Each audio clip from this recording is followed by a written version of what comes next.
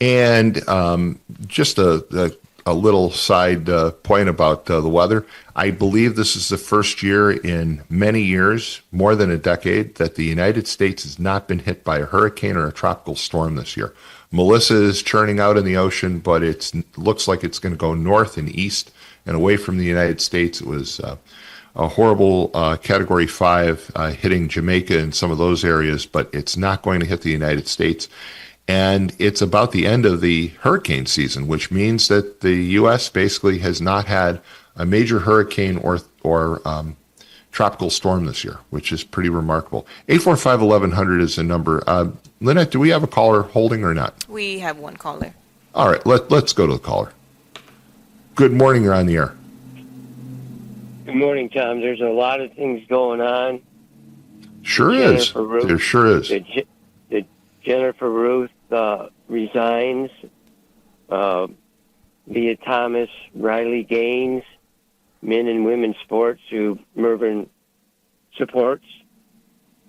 So let's go to the race. So you've got Jennifer Ruth Green, who ran 4 years ago and almost beat Frank Mervan. She lost by five points. And at the time, a lot of the opposition to her said, well, she was a carpetbagger. And so she's kind of proven that she's not. But she's got there's also some issues swirling around in Indianapolis about her and some ethics violations during her time as head of Homeland Security for the state of Indiana. She served under Mike Braun since January, basically, and she resigned.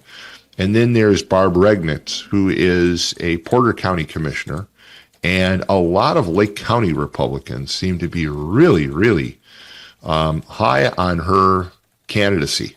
And their point is that she wins Porter County hands down. She's very popular. She's very intelligent. She's very capable. I think she's a vice president at an investment company. And they say she will be the candidate. So it'll be an interesting race between her and Jennifer Ruth Green to see who gets the nomination. And then you've got Frank Mervan, who continues to. That's the one I wanted to hit.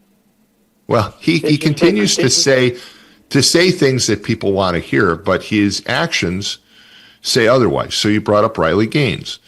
And he says, I'm not for men and women's sports. Yet he voted against the act that would have outlawed it. He says that he's for a safe border, but he didn't support a lot of the legislation about the border. He didn't. He says that he's for a lot of things. He says I'm bipartisan. Tax on tips. You missed that one. Yes. He missed that one. He missed the one on Social Security. He also says that he is bipartisan, yet he is basically not proven to be bipartisan at all in anything that comes up before Congress. And the biggest issue that a lot of people have, including myself, is I like to see his legislative record, because he hasn't done a very good job in pushing and supporting legislation. And so he's got some issues. He says one thing, but he does another because he's beholden to the National Democratic Party, and everybody knows it. I mean, talk to local Democrats, and they point out, well, Mervan has to follow the National Democratic Party because they bailed him out during his race with Jennifer Ruth. You know what? That's all good, but when you don't stand for a kid that got cancer, you know what? I agree. That's terrible. But one of my things here, the real reason that I called about Trump winning, something good. Cleveland Cliffs lands $400 million defense contract. And whose back of his head is in there, and you can't miss it, is Mervyn. This isn't Mervyn, okay? Mervyn signed to give our jobs to the European Union October 21st, 2021, okay? I've got that article. Him and Biden decided to give our jobs to the European Union steelworker jobs over the transatlantic climate plan. I got 50 years in the steelworkers, okay? I want somebody. I don't like when Jed tells me something. He wasn't a steelworker. He didn't even put 10 days in the inland steel. Okay, he couldn't carry my tool belt. I really get mad when people jump up and they're radio hosts and they talk about all they know about the steelworkers. But pictured here in the Times is Lorenzo Conclaves, and it helps everybody that works at Inland, well, I call it Inland Steel. I got my 25-year watch 25 years ago, I think, or more than that. So, well, MX, I always defer to you when it comes to talk about the steel industry. You are a diehard member of the steelworkers. You worked there. I didn't, and so I do defer to you because you have a perspective that I can't have. My father worked for Republic Steel. That's a connection family wise to the steel industry. And look, I totally agree with what you're saying. I'm a little surprised that when it comes to the Steel Caucus, I think Mervan is the co-chair of the Steel Caucus in the House. Is that correct? You know what? He's grandpoopa. He's this. He's that. But he gave our jobs away. And when you do that, a guy like me, my livelihood and my insurance benefits depends on Cleveland Cliffs. Okay, and he gave my jobs away. Iron workers, they'll claim the parking lot. They'll claim everything. Don't give my jobs away. And Mervyn did it. Now he's got his head in there with Lorenzo Conclaves like he did something. That's all Trump, okay?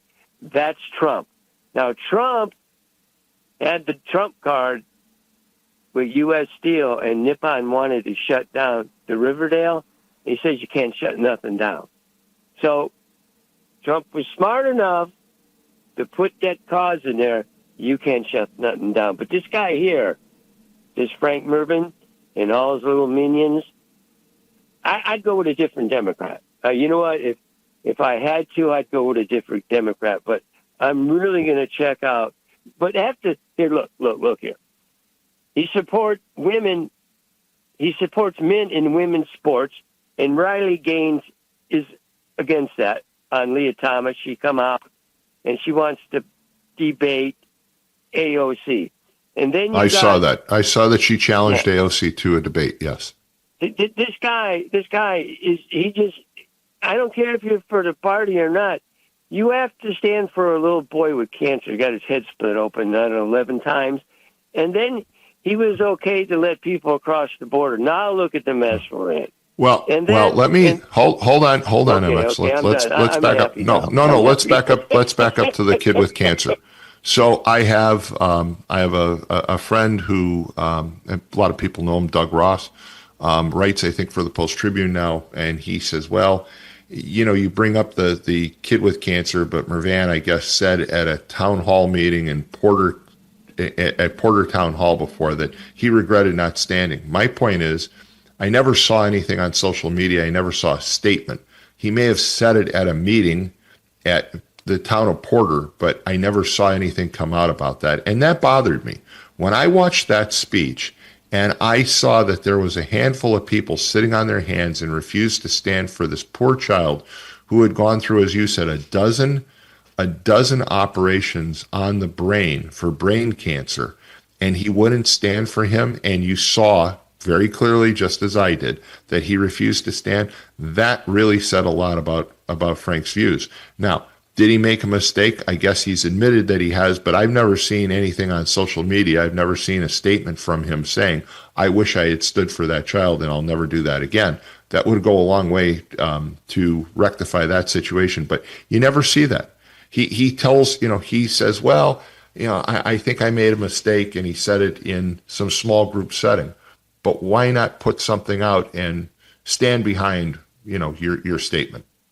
Go ahead. Remember, I'll let you go with this. I'm going to meet the boys for breakfast. But when I didn't shake his hand a few years ago, there was a reason for that. You know what? If you're going to be a man, this is before he pulled that stunt with that kid. I knew when he gave our jobs up and couldn't. Oh, you got to go with the party and give our jobs up? You give nothing up, okay?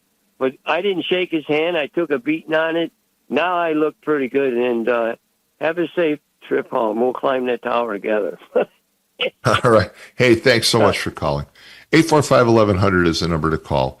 Again, one of the big stories that is going to evolve in the next few months is the fact that there are two pretty viable candidates for the Republican nomination for Congress. Now, again, it remains to be seen. There's a wild card, which is Mike Braun, who I don't really care for as governor, who wants to redistrict the congressional districts in Indiana, largely to give the Republicans a super majority. They already have a majority, but kind of a unanimous majority, I guess, when it comes to congressional districts in Indiana. I don't agree with that philosophy at all. I don't agree with that tactic.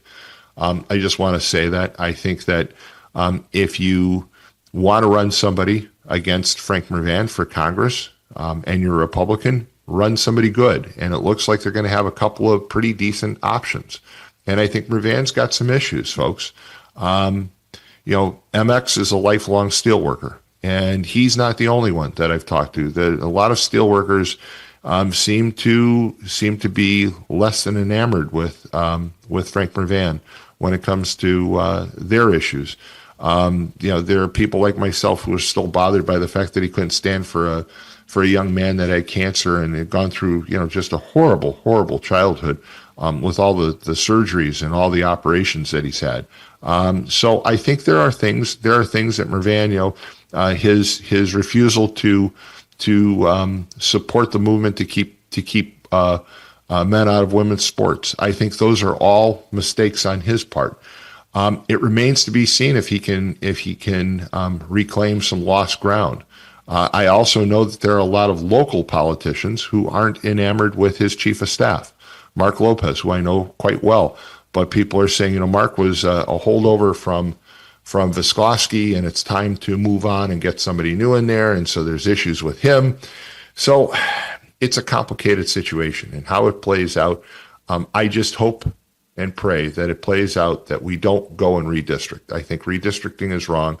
I think that if you want to put a good candidate in there, again, a lot of Republicans are really excited about Barb Regnitz, then so be it. I don't know anything about her yet, but I'm going to try and find out more. 845-1100 is the number to call, and we've got callers. So let's go to the calls.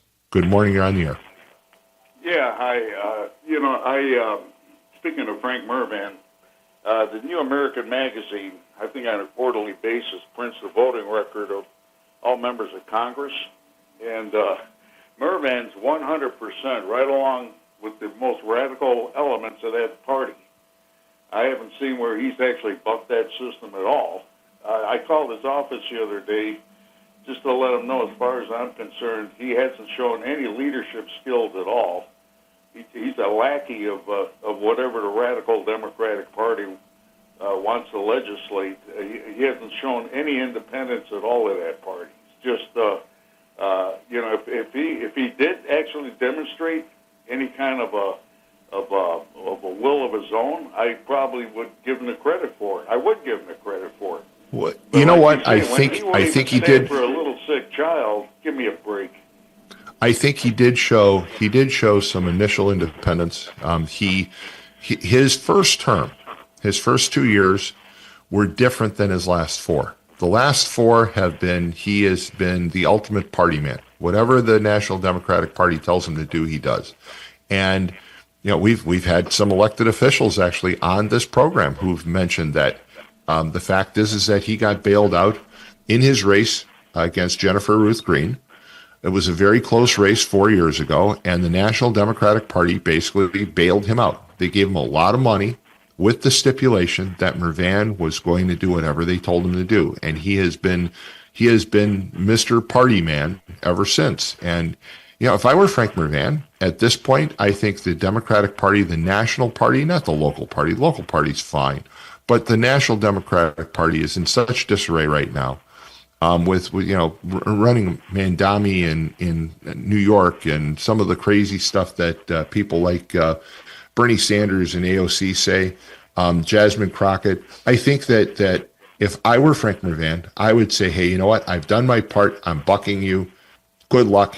You can't get rid of me anyway. They're not going to run anybody else against Frank Mervan. There's no candidate that could run on the Democratic side and beat Frank Mervan in the primary. None. Zero. How about people? a guy by the name of McDermott? No chance. None. Zero. I don't know. No, Tom has said it himself. He said it when he's been on with me. He can't run for Congress. Okay, he can't. It would be almost impossible for a Democrat to run for Congress at this point against Frank Mervan. The party is he's too entrenched in the party, even locally. Do you really think that local officials are going to buck the current sitting congressman in their own party to support somebody else? It's just not going to happen. So it's like you say, if you don't toe the line, you're going to get primaried out in the Democratic Party. And Tom McDermott's he's not that old. He's got ambitions. He's always wanted big higher office. The only way out of Hammond, Indiana, is through that I could see for him as Lake County congressman in this district. I don't think downstate would ever support him, but that's his one ticket out. And, he can't get elected. He can't get elected statewide. You're right. He can't get elected statewide. The only chance is congressman, but he is not going to pick a primary fight against Frank Mervan. That's just not going to happen. I can tell you right now, it's just not in the cards. Because the thing is, I mean, as a primary, to primary somebody that actually the Mervan's given the Democratic Party no reason at all to primary him. He's done everything they want. I called his office the other day and told him, as far as I'm concerned, he's a career politician. All he cares about is staying in office. He'll do whatever they tell him to do. He's a puppet, basically. For the National Democratic Party, again, there are a lot of things that I think the vast majority of people that live in Northwest Indiana are not supportive of men participating in women's sports. They're not. Okay. Well, nobody's saying this. But Mervan refused to take a stand. Okay. He did not take the stand that the majority of people. I think that was one of those signs where the Democratic Party, the national party, told him, this is how you're going to vote. And he said, yes, sir, yes, ma'am. And he did what they told him. He did their bidding. And if I were Mervan at this point, what does he have to lose? If he tells Nancy Pelosi and he tells Hakeem Jeffries and Schumer and the rest of them to go pound salt, what are they going to do? They're not going to put anybody in against him. They're not. That's where you and me disagree, Tom. I think that that's how they maintain their control over all these people. You don't do with who's ever running the party. Let me ask you this. Hold on. Let me ask you this. Who are they going to put in then? Who would they primary against Frank Mervan? Okay, and wait a minute. Tom McDermott, we've said this before. Like him or dislike him, Tom McDermott is nobody's puppet. Okay? You think the National Democratic Party would ever put Tom McDermott in against the guy that they have some control over? Well, I don't think so. To be seen. When the leadership of that party tells you to jump, that whole party is a monolith. That whole party is actually run from the top. That's why guys like Mervan toe the line. It's get in or get out. But you think that Tom McDermott would be a better puppet for the National Democratic Party? I don't think so. I think I totally disagree. I can't say. I don't know enough about it, but I wouldn't doubt it. And I know Tom McDermott. That party has over their rank and file.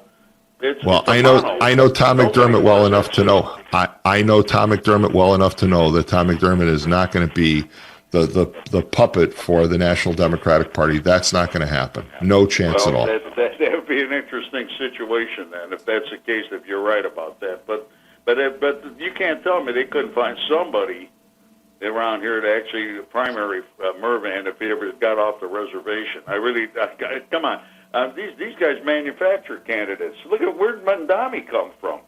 I mean, this guy popped up out of no place. I mean, they have these people waiting in the wings. Obama for another guy. This guy was groomed since he was probably 12 years old. This is the way it operates. I agree with you. I agree on a lot of what you're saying, but I think that the National Democratic Party if Frank Mervan told them to pound salt tomorrow and said, you know what, I'm moving on and I'm going to represent my district instead of representing the interests in Washington, I don't think that they would be able to do a darn thing. They probably wouldn't give him any more money, but I don't know that he'd need the money. I think that if he made that change, if he pivoted to represent the interests of the people in Northwest Indiana, I don't think he'd have to worry at all. I think he's got name recognition. I think he's got relationships with people that I don't think that the National Democratic Party brings anything to the table except money. And I think Mervan could basically jettison his relationship with them tomorrow morning, and it wouldn't make a bit of difference with his popularity or his viability as a candidate in Northwest Indiana. I just don't.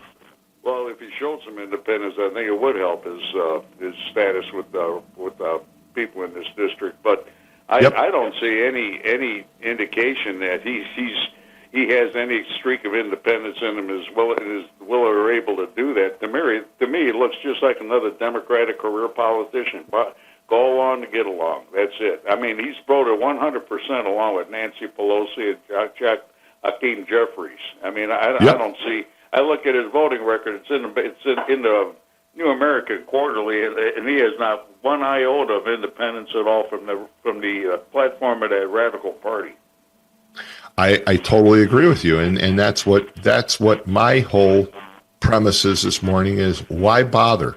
Why does he need the National Democratic Party? It doesn't represent the views of his district. Yeah, he just for whatever reason, the reason people seek those offices, they want the I guess they they want to get rich. They want to have a legacy. They want to have a career. That's why they do it. I mean, these people are they're harder to get rid of than ticks. Once they're in there and embed themselves, you can't get rid of these people. That for whatever reason they're drawn to that kind of thing. I don't know why I don't know what motivates them.